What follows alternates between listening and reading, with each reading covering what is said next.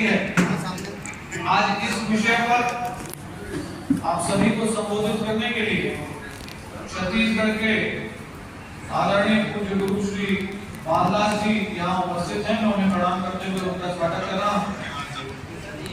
और रायपुर लोकसभा के यशस्वी सांसद भारतीय जनता पार्टी के वरिष्ठ नेता आदरणीय सुनील सोनी जी भी यहाँ आज आपसे चर्चा करेंगे। तो मैं पहले उनका स्वागत करते हुए आदरणीय सुनील सोनी जी को निवेदन करता हूँ कि आप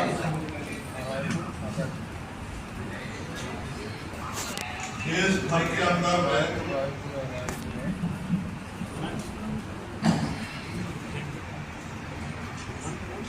कांग्रेस अपनी दुर्गति को देख रही है। 2014-2019 कांग्रेस को अच्छे से मालूम है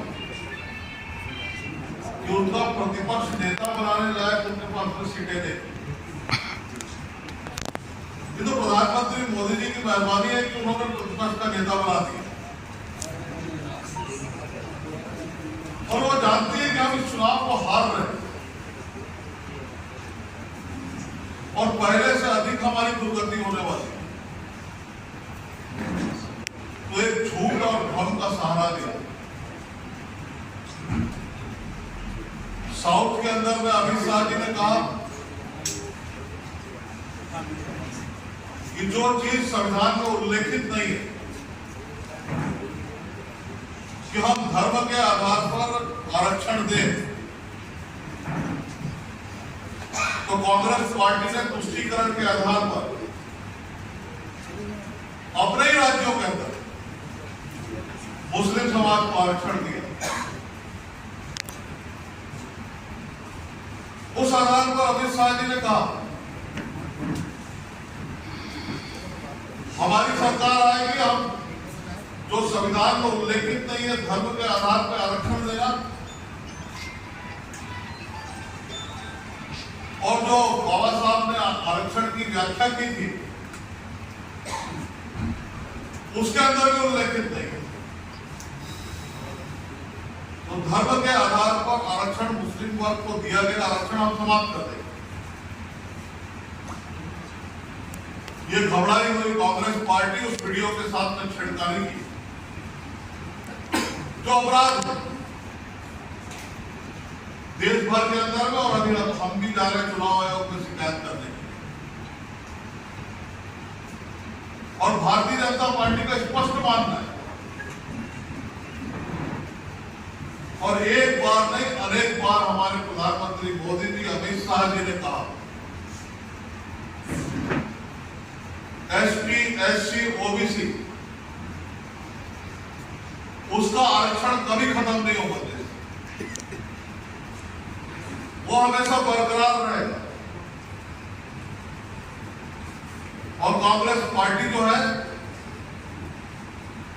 हमेशा तुष्टीकरण के आधार पर, अगर पिछले समय में देखेंगे यहां पर 5 साल कांग्रेस की सरकार आदिवासियों के आरक्षण को कम कर दिया, सुविधाएं मिलना कम हो गई। जो हमने 15 साल जो लाभ दिया था वो समाप्त कर दिया। तुष्टीकरण करना, झूठ बोलना, भ्रम फैलाना, जनता जानती है देश की और छत्तीसगढ़ राज्य की, और ऐसे लोगों को कभी माफ नहीं करेगी। और मैं तो छत्तीसगढ़ की जनता का आभार व्यक्त करूंगा जो 5 साल उन्होंने देखा कांग्रेस की सरकार को, जब उसको मताधिकार का अवसर मिला तो कांग्रेस पार्टी की सरकार को उखाड़ कर फेंक दिया। जो 15 साल में हमको बहुमत नहीं मिला उससे अधिक बहुमत दिया, उससे अधिक वोट परसेंटेज में वोट डाला। तो छत्तीसगढ़ की जनता को ना समझ ना समझे, ये भ्रम फैलाना, झूठ बोलना, वीडियो वायरल करना, इलेक्ट्रॉनिक मीडिया का दुरुपयोग करना, ये कांग्रेस बंद कर। ये हमारी साफ चेतावनी भी है और चुनाव आयोग से अभी हम निवेदन भी करेंगे, ऐसे जो लोग हैं जिन्होंने वायरल किया उनके ऊपर में कार्रवाई करें और उनको जेल के अंदर में भेजे। ये बात करने के लिए हम चुनाव आयोग अभी जाएंगे। हमारे बीच में गुरु बाल नायक साहिब भी उपस्थित है, तो उनसे आग्रह करूंगा कि अपनी बात को रखें।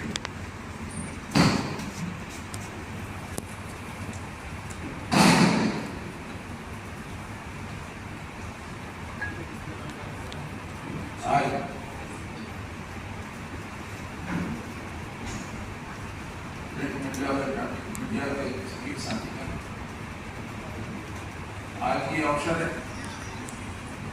आज आप सबको मालूम है हमारे छत्तीसगढ़ में भारतीय जनता पार्टी की सरकार पूरे भरोसे और विश्वास के साथ छत्तीसगढ़ की जनता और इस छत्तीसगढ़ में अपरित हुए बाबा घासीदास के आशीर्वाद से छत्तीसगढ़ में भारतीय जनता पार्टी की सरकार बनी और एक गारंटी मतलब भरोसा विश्वास और इस विश्वास और भरोसे के साथ छत्तीसगढ़ की जनता ने भारतीय जनता पार्टी को बहुत बड़ी आशीर्वाद दिए, जिसने हमारे जिसने पूरे 5 साल कोई काम तो किया नहीं, जनता को रुकते रहना, मौका देते रहना, तो जनता ने समझा हमारे छत्तीसगढ़ में सभी के साथ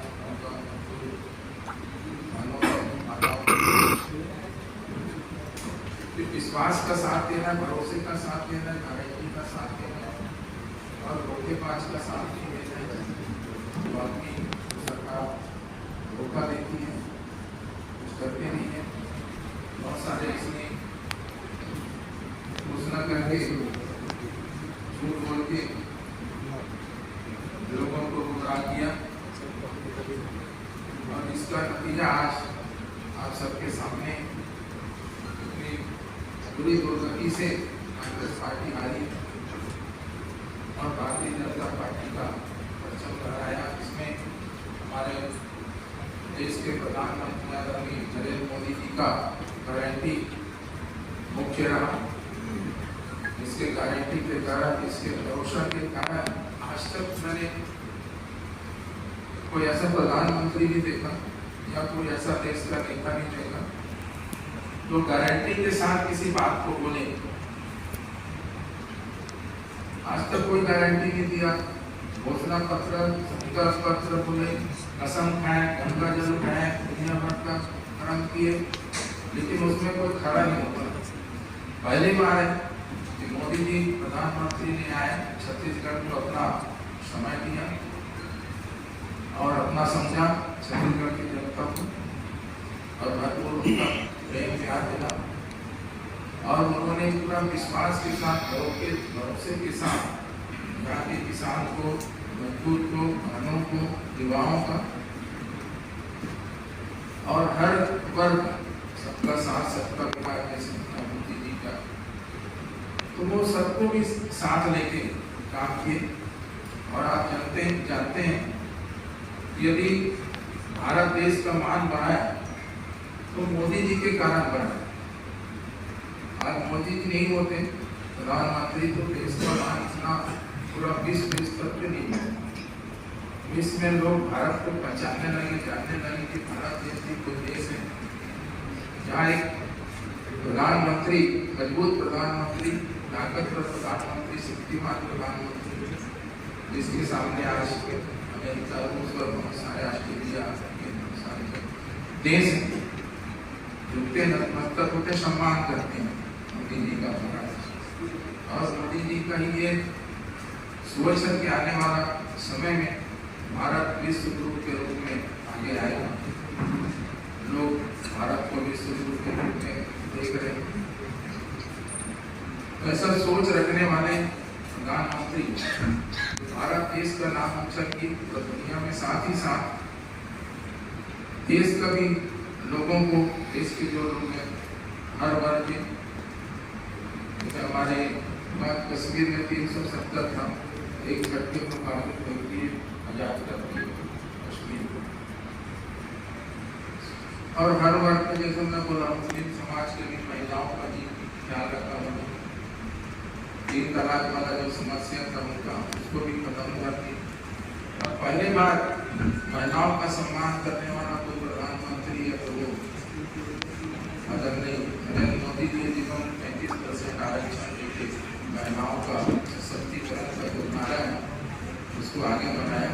महिलाओं में से आत्मविश्वास बढ़ा, सम्मान अधिकार मिला। इस तरीके से ये देश के अंदर ये काम किए, साथ ही साथ हमारे छत्तीसगढ़ में भी जो उन्होंने हमारे जो भारतीय जनता पार्टी का जो घोषणा पत्र, संकल्प पत्र था, उन्होंने उसमें भरोसा दिलाया गारंटी का। दिव्यांग जो घोषणा पत्र भारतीय जनता पार्टी ने आपको दिया है वो हमारी उसमें प्रधानमंत्री की गारंटी 100% गारंटी है कि इसको हम पूरा करेंगे। चाहे 21 कुंटल धान का हो, 2100 रुपया हो, नकारी बंधन योजना हो, आवास हो, इस तरीके बहुत सारी जो योजनाएं हैं उसको पूरा करेंगे, ऐसा हमारा गारंटी करके मोदी जी हर स्पीच में छत्तीसगढ़ में। और यहाँ पे कोई झूठ बोलने वालों का, धोखा देने वालों का यहाँ कोई स्थान नहीं छत्तीसगढ़ में। मोदी जी को नहीं है, छत्तीसगढ़ जो बात नासिका जी की धरती है, जहाँ सत्ता फलित हुए और यहाँ सत्य ही चलेगा। जो व्यक्ति सत्य बोलेगा, जो सरकार सबके रास्ते में चलेगा, उसी की सरकार यहाँ बनेगी। और भारत नासिका जी ने आशीर्वाद दिया, उनका आशीर्वाद, उनका आशीर्वाद से सरकार बनेगी आपकी जनता का। तो ये मोदी जी हैं तो सबका साथ, सबका विकास, सबका ख्याल, नीचे से लेके पूरा देश का, देश से लेके पूरा दुनिया, इस तरीके से मान बढ़ाया। अब इससे पूरे विश्व में मोदी जी की प्रसिद्धि बढ़ी और उस कारण से अब यहाँ लोकसभा चुनाव हो रहा है। अब लोकसभा में फिर से प्रधानमंत्री बनना है। मोदी जी को 10 साल का कार्यकाल देखा और उस 10 साल के कार्यकाल में ये जो मैंने अभी बताया वो सारी चीजें तो लोगों की उम्मीद जगी, क्योंकि 10 साल में इतना सारा कुछ काम हुआ है, नीचे से लेकर ऊपर तक, ऊपर से लेकर आगे तक, दुनिया तक। तो अब आच्छाएं बढ़ जाती है तो कुछ काम होता है, लोगों को एक रोटी मिल जाती है तो फिर दूसरी रोटी आएगी, तीसरी आएगी, ऐसा बनता है।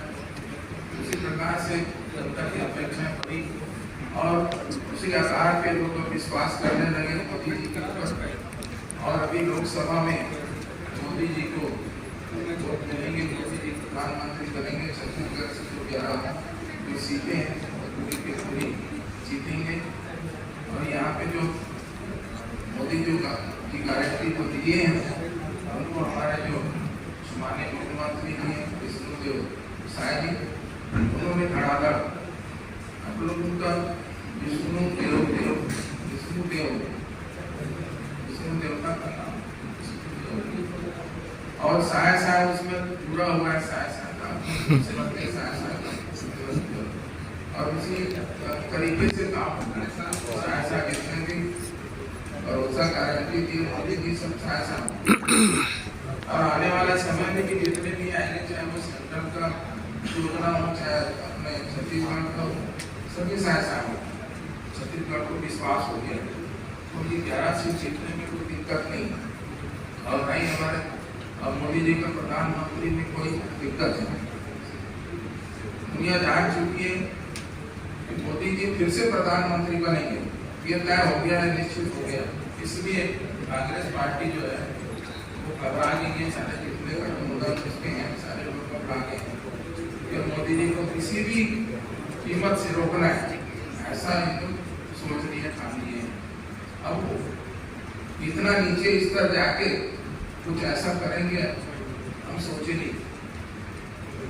में जब कुछ कोई रास्ता नहीं रहता, कुछ सूझता नहीं है, तो कुछ भी उल्टा पुल्टा करते रहते हैं, बोलते रहते हैं। उसी कार्यक्रम में अभी जो हमारे अमित शाह जी युवा तेलंगाना में जो स्पीच दी है SC ST OBC, जिसमें ये लोग छेड़छाड़ किए, बोले SC ST OBC का आरक्षण खत्म कर देंगे, ऐसा मोदी जी बोल रहे हैं, जबकि ऐसा नहीं है। दोनों वीडियो आप लोग देखिए, जो वास्तविक ओरिजिनल वीडियो है, जो बोले स्पीच दिए, जो संविधान की बात करते हैं, बाबा साहब अम्बेडकर जी के जो संविधान बनाए, उसी के तहत जो आरक्षण, चाहे वो मुस्लिम का हो, चाहे हमारे SC का हो, OBC का हो, तो SC ST OBC का रखेंगे आरक्षण। मोदी जी भी अभी आए छत्तीसगढ़ में, उनका स्पीच सुना हुआ, क्योंकि कोई आरक्षण यहाँ खत्म नहीं होगा, ऐसा करके कोई उनका जो भी SC ST OBC का आरक्षण रहेगा। संविधान में भी किसी भी प्रकार से कोई छेड़छाड़ नहीं होगा, ये भी उन्होंने इस रूप से कहा कि ये लोग प्रचार भी कर रहे हैं कांग्रेस लोग, जैसे ही मोदी जी प्रधानमंत्री बनेंगे संविधान से छेड़छाड़ करेंगे, संविधान को बदल देंगे। तो ये बदलने की प्रक्रिया तो पहले भी हो चुकी, 60 साल तो कांग्रेस की सरकार नहीं है, तो समय समय में बाबा साहब अम्बेडकर का जो संविधान है, परिस्थिति और समय अनुसार जो लोग बदलते रहें, उसको क्यों नहीं बताते कि हम लोग भी बदलें, जबकि हम तो बदलने की बात ही नहीं कर रहे। मोदी जी बदलने की बात ही नहीं कर रहे, भारतीय जनता पार्टी संविधान बदलने की बात ही नहीं कर रहे हैं। जो काम वो लोग नहीं कर पाए, उस काम को करते जा रहे हैं, आगे बढ़ते जा रहे हैं। इसको एक नया संदेश दे रहे, नया नाम दे रहे, नया सम्मान दे रहे, नया अधिकार दे रहे, हर व्यक्ति हर समाज को आगे बढ़ाने के काम कर रहे हैं, पूरा देश को आगे बढ़ाने का काम कर रहे हैं। तो इस तरीके से बदनाम करने के लिए नाना प्रकार के रंगंडे अपनाए। तो ये जो वीडियो वायरल हुआ social media, Amit Shah ji SC ST OBC का आरक्षण खत्म कर, और उन्होंने संवैधानिक रूप से कहा कि भी मुस्लिम जो समाज, उनका संवैधानिक रूप से, जैसे वहाँ कांग्रेस पार्टी का सरकार है, तो वहाँ पे वो लोग उनका देंगे होंगे, तो उनकी जहाँ की सरकार वो अपने हिसाब से आरक्षण देंगे। तो जबकि प्रधानमंत्री जी का कहना है कि संवैधानिक रूप से जिसका जो संवैधानिक रूप से अधिकार बनेगा, या तो भूपेश सरकार ने थी, तो हमारे जो SC का जो आरक्षण था 16%, उसको भी खत्म करती उन्होंने, जबकि हम लोग समाज जो हाई कोर्ट से लड़के और 16% वहाँ से यथावत रखने का आदेश भी हुआ, उसको भी उन्होंने कोर्ट के आदेश की अवहेलना करके यथावत 12% रख दिया। और ऊपर से सुप्रीम कोर्ट में भी आज नजर आती कि बिल्कुल नहीं मिल रहा। तो इस तरीके से कांग्रेस पार्टी की ये नियत साफ है कि वो इन लोगों का साथ देना चाहते हैं, इन लोगों का साथ नहीं देना चाहते। आज पूरा जनता SC ST OBC इतने बड़े जो आबादी है, SC समाज का, OBC समाज का और ST समाज, इतने बड़े आबादी कैसे दरकिनार कर सकते हैं? कोई भी देश का मुखिया तो एक जिम्मेदार व्यक्ति है कि इनका आरक्षण खत्म कर दे, ऐसा हो ही नहीं सकता, ऐसा कोई बोल ही नहीं सकते, इसमें कैसे विश्वास? आप लोग भी इसमें विश्वास नहीं कर सकते, तो ऐसा व्यक्ति कैसे एक कौम को नहीं बोल सकते, तो 3 कौम को कैसे बोलेंगे, 3 वर्ग को कैसे बोलेंगे? एक व्यक्ति होता तो 3 वर्ग है, इसकी बड़ी संख्या, बड़ी आबादी, तो सरकार में कदम रखते हैं, सरकार बनाने में उनको यदि किनारे कर देंगे, तो आरक्षण खत्म की वोट कौन देगा? इसके बदौलत सरकार बनेगी, कौन बनाएगा सरकार? ये सोचने वाली बात है। इसमें साफ हो जाता है ये झूठ है, ये धोखा है, बड़े हुए षड्यंत्र है, कूटनीति है। तो इसलिए आप सबसे बड़ा ये आग्रह है कि जो वास्तविकता है उसको आप लोग समझें, उसको मीडिया के माध्यम से आगे बढ़ाएं, सच को झूठ पार्टी का षड्यंत्रकारी के खिलाफ आप लोग लिखें, बताया जनता को और चुनाव आयोग के पास भी जाएंगे, शिकायत भी करेंगे इनका। जो भी व्यक्ति दोषी व्यक्ति है, चाहे राजनीतिक दल की हो, किसी के भी द्वारा ये षड्यंत्र किया गया है भारतीय जनता पार्टी के विरोध में,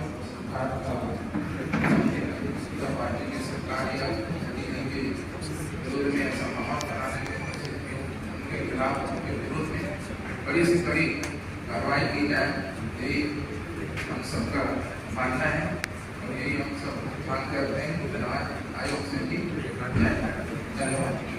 हमारे अस्तित्व पूरे देश में खतरे में, और इससे विचलित होकर के अनेक प्रकार का षड्यंत्र कांग्रेस के नेताओं के द्वारा कुट रचित करके और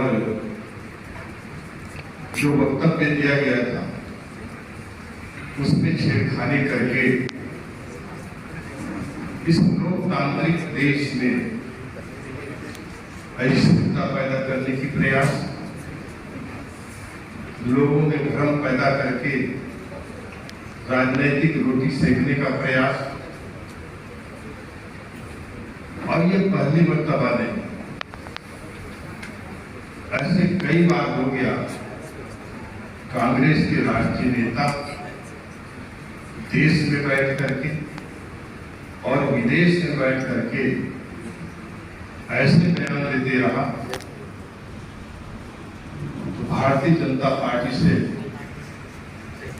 एक विरोध भाव रखते हुए उनके कृत्य और वक्तव्य ऐसे रखता है जिससे देश को भारी क्षति होता है। देश के सम्मान को ठेस पहुंचाने का काम लगातार कांग्रेस के नेताओं के द्वारा किया। इसकी जितनी निंदा की जाए कम। वरिष्ठ नेताओं के द्वारा चुनाव आयोग में इसकी शिकायत किया जा चुका है और एफआईआर दर्ज करने के लिए भी हम सब तैयार हैं कि आखिर देश की जनता को ठग करके और धोखे में डाल करके इनके पास कोई मुद्दा नहीं, कोई विकल्प नहीं है, अब इनको लग रहा है कि अब अस्तित्व खतरे में है, तो षड्यंत्र करके लोगों को गुमराह करके इस राजनीति में, इस चुनाव में बने रहना चाहिए। पर ये अपने मनसूबा में कामयाब नहीं होगी। देश की जनता समझ चुके हैं कि हम विकसित भारत की ओर जा रहे हैं, हम आत्मनिर्भर भारत की ओर जा रहे हैं और इस चुनाव में उनको करारा जवाब मिलेगा और छत्तीसगढ़ की 11 की 11 सीट हम भारतीय जनता पार्टी के हमारे सभी प्रत्याशी जीतेंगे। किया जाए, सभी वर्गों का उसमें ध्यान रखा गया है और विशेषकर महिलाओं को भी उसमें बराबरी का अधिकार दिया गया है। और ये कांग्रेस पार्टी और भाजपा ये तो कहीं राजनीतिक कर रहे हैं, राजनीतिक एक दूसरे के विरोधी रहते हैं और कुछ ना कुछ सिर का ताड़ बना के कुछ भी बोलते रहते हैं एक दूसरे को नीचा दिखाने के लिए। तो ये उनका जो विचार है उनका किसी न किसी ढंग से घेरे किसी को होने वाला, तो ऐसा रहता है, उसमें ऐसा कुछ नहीं। जी आपसे एक सवाल, आप सभी से सवाल है, आप कह रहे हैं कि 11 की 11 सीट जीतकर आएंगे, लेकिन एक तरफ से 100 से हमारे 10 बंदे को कह रहे थे कि मोदी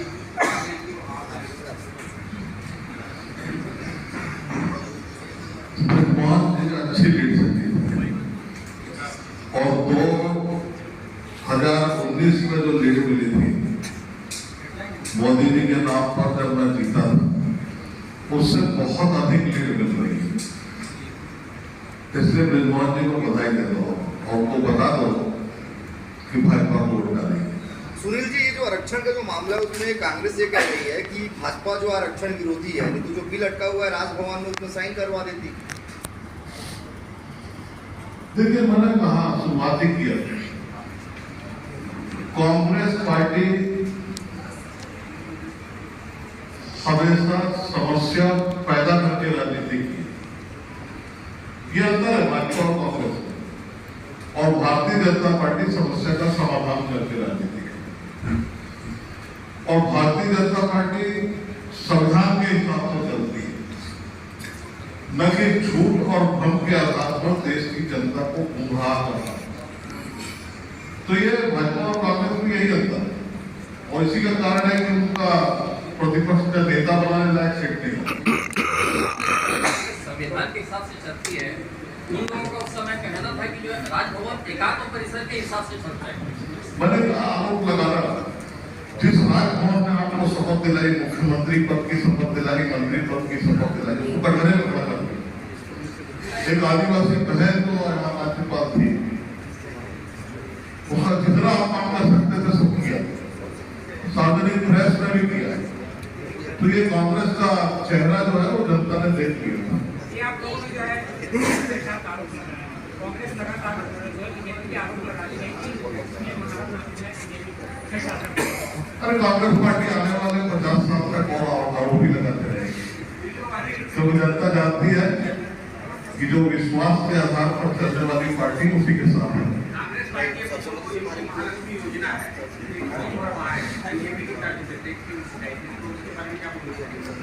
देखिए कांग्रेस पार्टी को मैं यही कहूँगा, एक लाइन का जवाब है मेरा। इस गर्मी के महीने में लोग पसीना बहाकर लाइन लगाकर वोट देते हैं। ये लोकतंत्र का उत्सव है, होली का उत्सव नहीं है। एक मजाक करेंगे इसके साथ। जितना देश का बजट नहीं है उसको आप एक घोषणा कर रहे हैं, उधर गरीबों को घोषणा कर रहे हैं, उधर अनुसूचित जनजाति पिछड़ा वर्ग को घोषणा कर रहे हैं, किसान को घोषणा कर रहे हैं। पैसा लाओगे कहाँ? देश समझ गए। और मैं तो गाँव में पूछता हूँ कि ये कांग्रेस पार्टी बोले थे वो सच है का? वो बोले थे लबरा पार्टी। तो ये लोग समझ रहे हैं। सोनी जी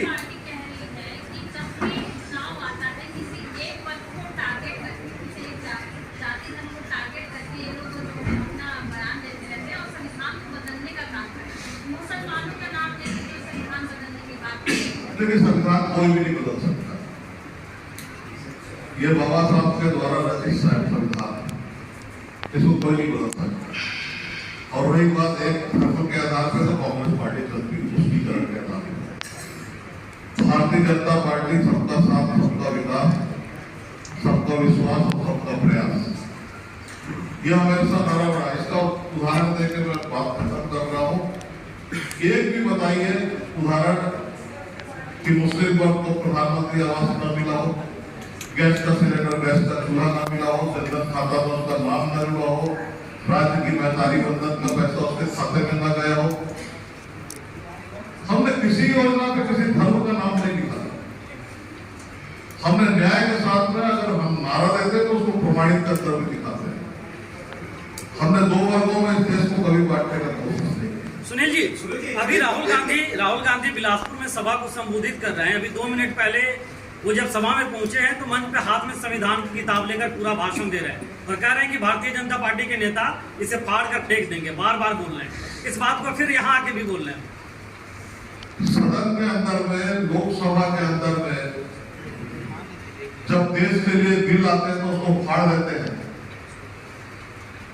वो क्या बात करेंगे राहुल जी? उनके सामने में फाड़ा है। जब इस देश के अंदर में एक करने के लिए 370 धारा 370 हटाने की बात हुई, 35 से समाप्त करने की बात हुई, सीए कानून लागू करने की बात हुई, आपने उठाकर बिल को फाड़ दिया। जो कृत्य आपने किया है वो जनता जानती है, और ये कृत्य भारतीय जनता पार्टी नहीं कर सकती, ये जनता मानती है। जांजगीर सीट में बड़ा दिलचस्प मुकाबला है। समाज है उसका वहाँ बाहुल्य है और दोनों ही पार्टियों ने उसी समाज से प्रत्याशी भी दिए। शिव डहरिया कांग्रेस सरकार में मंत्री थे, विधानसभा चुनाव हारे। उन्होंने एक बयान उस समय दिया कि धर्म गुरुओं को राजनीति में नहीं आना चाहिए, चुनाव नहीं लड़ना। अब शिव डहरिया वहाँ से चुनाव लड़ रहे हैं, क्या रिजल्ट चाहिए आपको? रिजल्ट तो वही है जो आरंभ का रिजल्ट आया। आपको मालूम है शिव डहरिया जैसे बोला था कि बेटा बाप चुनाव लड़ रहे, तो बेटा ही से नहीं पढ़ रहे, मैंने उसके बाद बाप से चुनाव लड़ने की बात करेंगे, तो बेटा ही निपटा दिया ना उसको।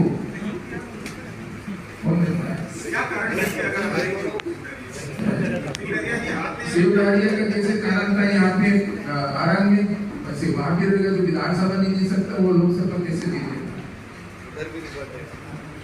एक विधानसभा इधर से उधर बदलते रहता है, यहाँ वहाँ जो है इसका कोई रिलेशन नहीं है। वहाँ पर न समाज में है न क्षेत्र में है। वो व्यक्ति लोकसभा चुनाव लड़ने चला, जिनके पास तो कांग्रेस पार्टी के पास कैंडिडेट नहीं है तो सारे मंत्रियों को उधर मुख्यमंत्री के चुनाव लड़ रहे हैं। ये जांजगीर में भी निपट रहे हैं क्या शिव डहरिया जी? बिल्कुल निपटेंगे। अरे 11 सीट जब जीत रहे हैं तो फिर वो कहाँ से बचेगा? चलिए बहुत बहुत